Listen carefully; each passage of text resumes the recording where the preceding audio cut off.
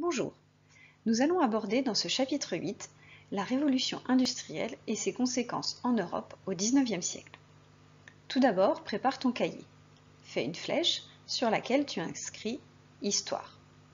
Puis, sur la page de gauche suivante, recopie au stylo rouge sur la première ligne le titre du chapitre que tu soulignes, l'Europe de la révolution industrielle.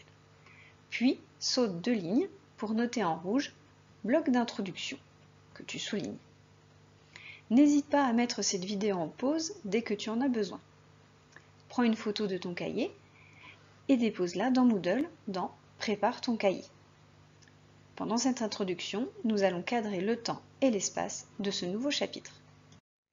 Dans Moodle, tu trouveras une carte mentale dans l'activité « Introduction à la révolution industrielle ».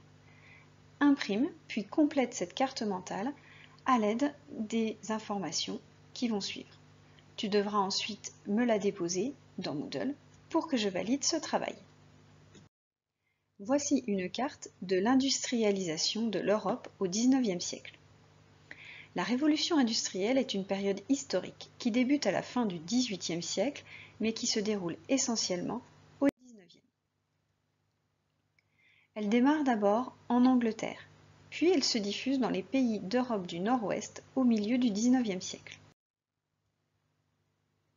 À cette période, des pays comme la France, les Pays-Bas, l'Allemagne, la Belgique ou l'Italie du Nord suivent le modèle anglais et petit à petit s'industrialisent. Cette industrialisation est surtout un groupement de travailleurs en un même lieu qui est l'usine. On peut produire plus avec plus de travailleurs et surtout avec des machines.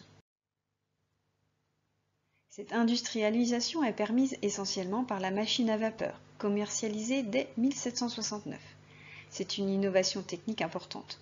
Cette machine fonctionne grâce à une nouvelle source d'énergie fondamentale, le charbon. Ainsi, des industries naissent et se développent. C'est le cas par exemple des industries textiles, comme celle que vous avez sur cette gravure, ou bien des industries métallurgiques, c'est-à-dire celles qui travaillent le métal. Mais les transports et l'agriculture sont aussi radicalement transformés grâce à ces machines.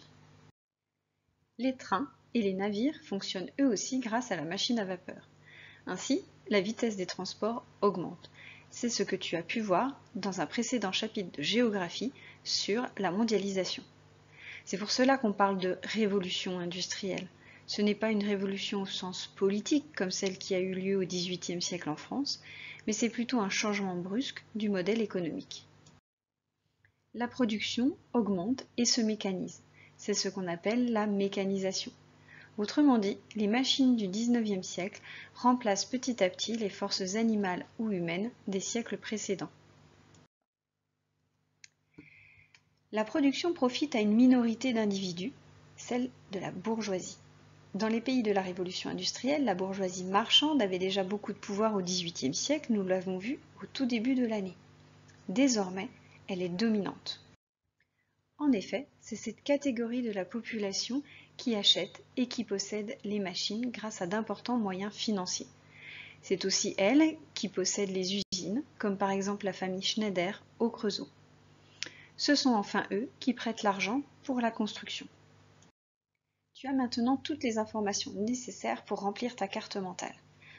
En résumé, voici un petit texte qui reprend l'essentiel de ce qui vient d'être dit.